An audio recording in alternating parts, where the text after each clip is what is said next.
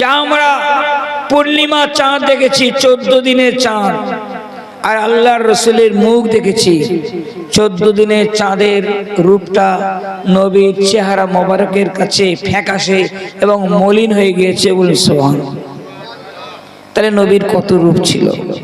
চাঁদের আলো, সূর্যের আলো, তারকার আলো, বিদ্যুতের আলো, জেনারেটরের আলো, পৃথিবীর সব রূপ যেগুলো যদি একটা পাল্লায় দেওয়া হয়, রূপের হাটের রাজা, রূপ লাবণ্যের সাহেব বিশ্ব নবীকে যদি একটা পাল্লায় দেওয়া হয়, আল্লাহর নবী রূপটা ভারী হয়ে যাবে। সুবহানাল্লাহ। মনে রাখবেন, পৃথিবীর সকলের ছবি পাওয়া যায়। প্রিয় নবী এসেছেন 570 খ্রিস্টাব্দে, কিন্তু আল্লাহর নবীর ছবি নাই। কি ভাই আছে? জোরে বলেন। কিন্তু ঈসা আলাইহিস সালাম নবীর চেয়ে অনেক আগে এসেছেন, কিন্তু ঈসা আলাইহিস সালামের ছবি পাওয়া যাচ্ছে, মুসা আলাইহিস সালামের ছবি পাওয়া যাচ্ছে, দাউদ আলাইহিস সালামের ছবি পাওয়া যাচ্ছে, কিন্তু আমাদের প্রিয় নবীর ছবি নেই কেন? কোন জিনিসের ছবি তুলতে হলে তার চেয়ে জ্যোতির্ময় জিনিসের প্রয়োজন। আলো না দিয়ে, লাইট না দিয়ে ছবি তোলা যায় না। তো নবীর ছবি তুলতে হলে নবীর চেয়ে জ্যোতির্ময় জিনিসের প্রয়োজন। পৃথিবীতে এমন কোনো জ্যোতি নেই, লাইট নেই যে নবীর রূপটাকে হ্রাস করে দিয়ে নবীর ছবি তুলবে। আর ছবি তুললে ক্ষতি কি হতো? কি ক্ষতি হতো নবীর ছবি হলে? নবীর ছবি হলে পৃথিবীতে ভূমিকম্প হয়ে যেত। যদি বলেন কেন? ধরুন আপনি দিল্লিতে যাচ্ছেন, আপনার নাম মিস্টার ক, আপনার সঙ্গে আপনার বিবি রয়েছেন, তার নাম মিসেস খ, আপনার বাচ্চা রয়েছে, তার নাম মিস্টার গ। আমি একটা উদাহরণ দিচ্ছি। গাড়ির মধ্যে পায়খানা করেছে আপনার বাচ্চা, কিন্তু পানি বা জলের কোনো ব্যবস্থা নাই। কি দিয়ে থেকে জল শোষ করবেন? কোনো ব্যবস্থা নাই। একটা খবরে কাগজ পড়েছিল, বাচ্চার পায়খানাটা সাফ করে দিলেন। দেখলেন দেশের প্রধানমন্ত্রীর ছবি, মুখ্যমন্ত্রীর ছবি, রাষ্ট্রপতির ছবি, নেতাদের ছবি, বড় বড় মৌলানা মৌলবীদের ছবি, প্রত্যেকের মুখে একটু একটু করে পায়খানা লেগে গেছে। উপায় নেই গোলাম হোসেন। যাদের ছবি রাস্তায় পার্কে পড়ে থাকে, তাদের ছবিতে নোংরা লাগতে, যেটা বলেন, নোংরা লাগতে পারে। কিন্তু প্রিয় নবীর মুখে যদি, চেহারা মোবারকে যদি, তার শরীরে যদি কোনোভাবে ময়লা লেগে যেত, তাহলে কোনো মুসলমান বেঁচে থাকতে পারত না, জমিনে ভূমিকম্প হয়ে যেত। কথা ঠিক না ভুল বলেন? এই জন্য মহান আল্লাহ তিনি তার মাহবুবের ছবি তোলার ক্ষমতা বা কোনো শিল্পীর, কোনো আলোকচিত্রীর, কোনো ক্যামেরাম্যানের এ ক্ষমতা, অধিকার, এ পাওয়ার আল্লাহ দেননি। তো প্রিয় নবী এত রূপ ছিল, তিনি রূপের হাটের রাজা, তিনি রূপ লাবণ্যের সাহেব। আপনারা জানেন পবিত্র কোরআনে একটা সূরা আছে, একটা ঘটনা আছে, ইউসুফ নবীর ঘটনা। কথা ঠিক না ভুল? ইউসুফ নবীর ঘটনা। জুলাইখা বলে এক ভদ্র মহিলা স্বপ্ন দেখছে যে একটা চাঁদের চেয়ে সুন্দর যুবক, উনি তাকে ভালোবাসতে চাইলেন, কিন্তু যুবক দেখা দিয়ে পালিয়ে গেল। মনে মনে ভাবছেন, আজকে যদি স্বপ্নে দেখি, তার পা দুখানা জড়িয়ে ধরে তাকে জিজ্ঞাসা করব, আমি তোমার কোথায় পাবো।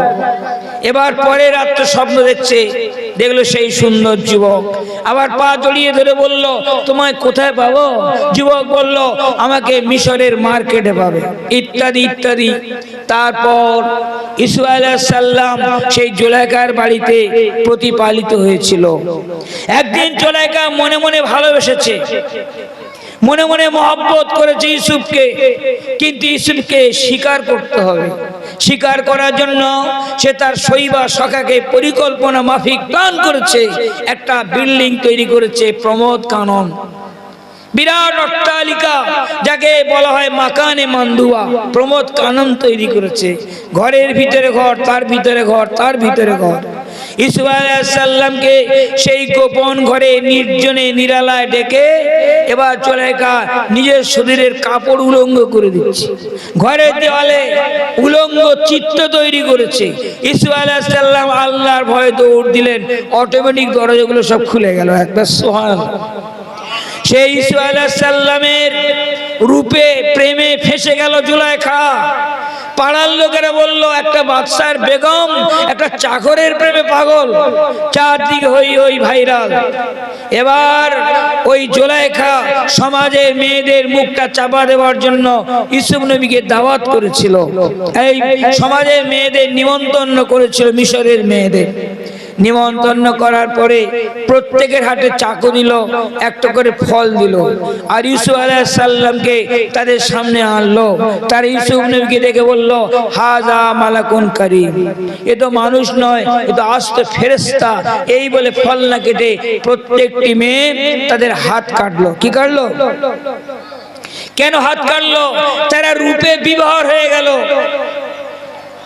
ইউসুফ নবীর রূপ থেকে তারা হতভম্ব, তারা বিভোর, তাদের মাথা ঠিক নাই, তার মগজ খারাপ। তার ফল না কেটে কি কাটলো? হাত কাটলো। কিসের জন্য? ইউসুফ নবীর রূপ দেখে। হযরত আয়েশা সিদ্দিকা রাদিয়াল্লাহু তাআলা, আমার নবীর স্ত্রী, আমাদের মা, তিনি বলছেন, ও মিশরের মেয়েরা, তোমরা ইউসুফ নবীর রূপ থেকে হাত কেটেছিলে, তোমরা যদি একবার আমার স্বামীর রূপ দেখতে, তোমাদের দিল কেটে টুকরো টুকরো হয়ে যেত। সুবহানাল্লাহ। তাহলে কার রূপ বেশি? কার রূপ বেশি? নবীজির। বলেন নবীজির। কার রূপ বেশি?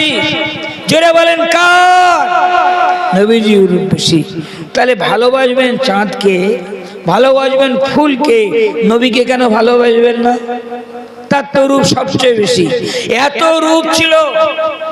একজন খ্রিস্টান পাদ্রী কাবা শরীফ জিয়ারত করতে এসেছিল, কিন্তু আবু জেহেলরা বলল কাবা শরীফ জিয়ারত করা যাবে না। কেন? কাবা এলাকায় একজন নওজোয়ান ঘুরে বেড়ায়, তিনি আমাদের ভাতৃপ্রতিম, তার নাম মুহাম্মদ সাল্লাল্লাহু আলাইহি ওয়াসাল্লাম। তার সঙ্গে যার সাক্ষাৎ ঘটে সে তার দলে হয়ে যায়। আমাদের সন্তান সন্ততি, আমাদের বিবি বাচ্চা, আমাদের চাকর বাকর, আমাদের ছাত্র, আমাদের সন্তানেরা, তারা আমাদের বিরুদ্ধে বিদ্রোহ ঘোষণা করে মুহাম্মদের ফেভারিট হয়ে যাচ্ছে সাল্লাল্লাহু আলাইহি ওয়াসাল্লাম। তাই আমরা সিদ্ধান্ত নিয়েছি কাবা এলাকাটা কয়েক সময়ের জন্য বন্ধ থাকবে।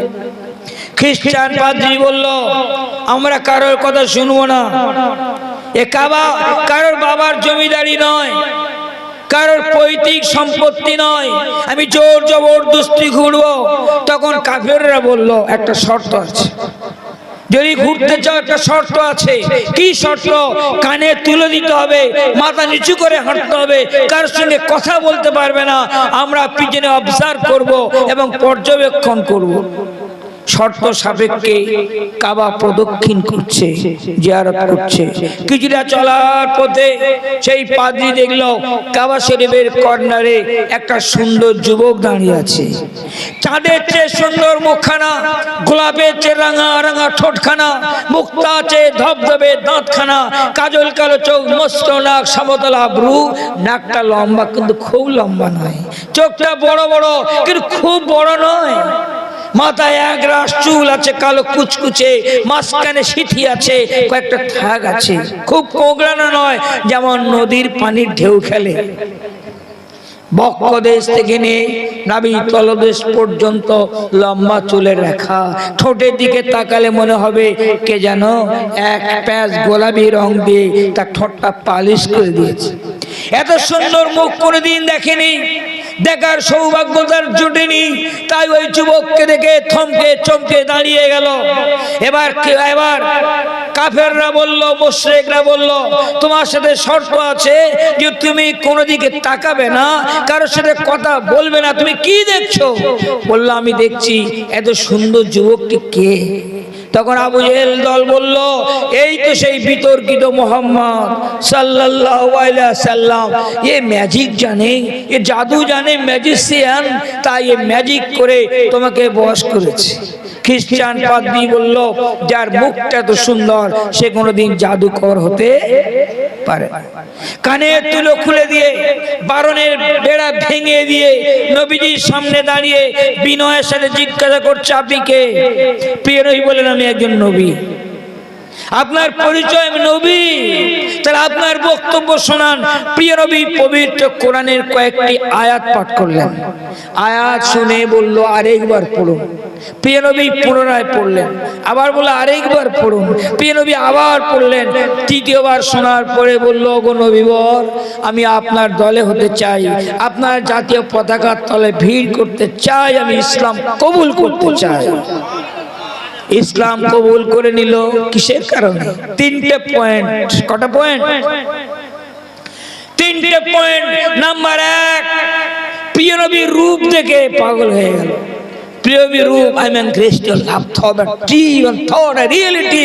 Your beauty has been a kingdom in my heart, on in my eyes, kissed in my heart, but in my mouth, neck in my neck, identify sad. নবীর রূপ দেখে পাগল হয়েছে। যোগী ঋষি পাগল।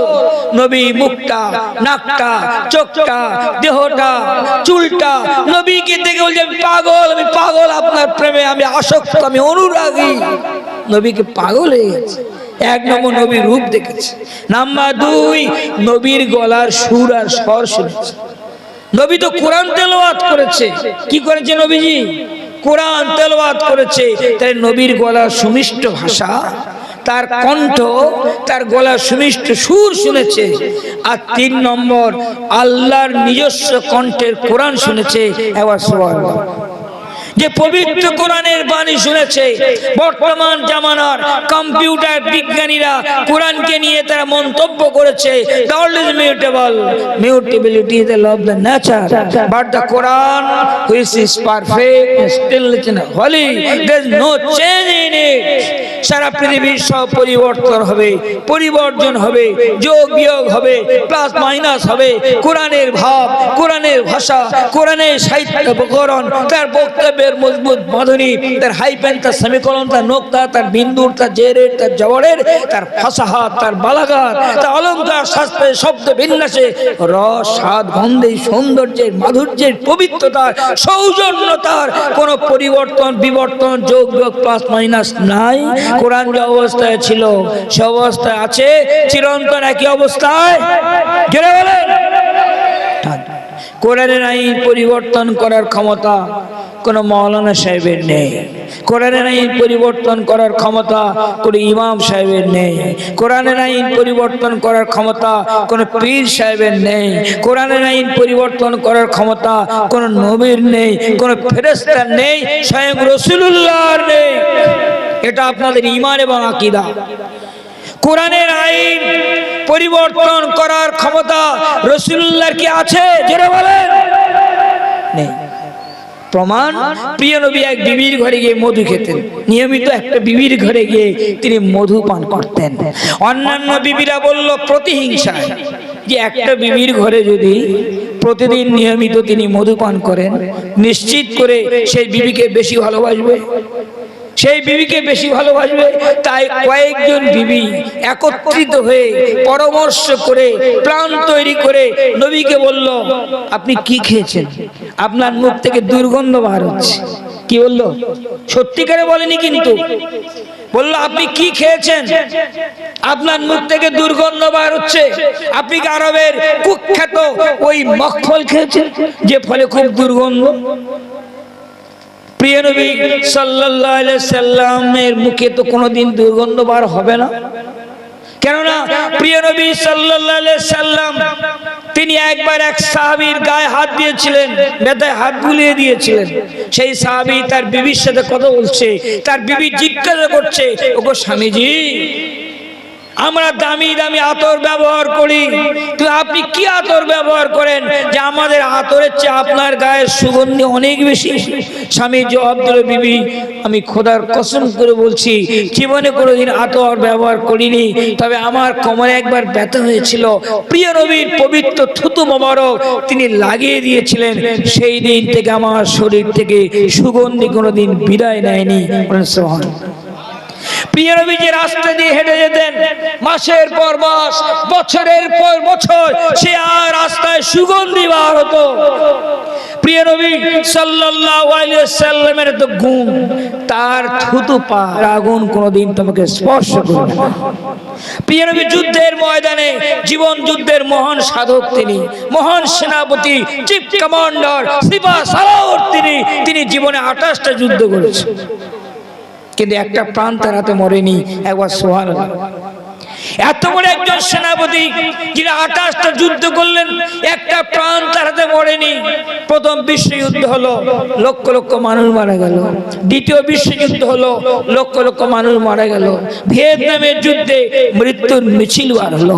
উপসাগরের যুদ্ধে মৃত্যুর জবনিকা, শুধু বাতাসে বারুদের গন্ধ, পড়া মানুষের গন্ধে ঘুম নেই, এখনো প্রতিবন্ধী মানুষ জন্ম নিচ্ছে। আর ফিলিস্তিনের পবিত্র ভূখণ্ডে কি নির্মম অত্যাচার আর যুদ্ধ। তারা আজকে যারা যুদ্ধ করছে, তারা বলছে বিজ্ঞাপন নিয়ে, আমরা ধোয়া তুলসী পাতা, আমরা শান্তি চাই, শান্তি নামে সোনার হরিণ ধরতে চাই, আমরা শান্তির পয়রা উড়ে বেড়াই। তোমরা যদি শান্তির পয়রা হবে, অশান্তির শকুন হবে কারা? অশান্তির কসাই হবে কারা? তাদের উচিত শিক্ষা নেওয়া দরকার যে প্রিয় নবী প্রয়োজনে পরিপ্রেক্ষিতে অস্ত্র হাতে নিয়ে বর্ম পরে যুদ্ধ করেছেন। 28টা যুদ্ধের মহানায়ক তিনি, একটা প্রাণ তার হাতে মরেনি। সেই প্রিয় নবী যুদ্ধে মাথায় তরবারি কোপ মেরেছে, গায়ে লোহার জামা, পরে লোহার পাজামা, মাথায় লোহার হেলমেট, লোহার বর্মে মুখটা ঢাকা, তরবারি হেলমেটে তরবারি কোপ মেরেছে নবীর মাথায় হেলমেটে। হেলমেট কেটে গিয়ে রক্ত নির্গত হতেছে। এক সাহাবী দৌড়ে গিয়ে রাসূলের রক্তগুলো চুষে চুষে পান করছে। আল্লাহ রাসূল বললেন, হে আমার ভক্ত, আমার রক্ত যার শরীরে প্রবেশ করেছে, জাহান্নামের আগুন কোনোদিন তাকে স্পর্শ করবে না। প্রিয় নবী সাল্লাল্লাহু আলাইহি সাল্লাম পরিশ্রম করতেন। তিনি দুর্বল নন, তিনি কুঁড়ে নন, তিনি অলস নন। তিনি ছিলেন ধর্মের বীর, কর্মের বীর, সাহসিকতার পাহাড়, শৌর্যের বীর্যের হিমশৈল তিনি, জীবন যুদ্ধের মহান ক্ষেত্রভূমি তিনি। তিনি যুদ্ধ করেছেন, কর্ম করেছেন, সমাজের সেবা করেছেন। প্রিয় নবী কাজ করতেন, তার কপাল থেকে ঘাম বার হতো, শরীর থেকে ঘাম বার হতো। সাহাবায়ে কেরাম, নবীর বিবিরা সেই ঘামগুলো শিশিরিতে ভরে রাখতো, আতরের মতো ব্যবহার করতো। একবার সুবহানাল্লাহ। সেই প্রিয় নবী সাল্লাল্লাহু আলাইহি ওয়াসাল্লাম, তাহলে কি তার মুখ দিয়ে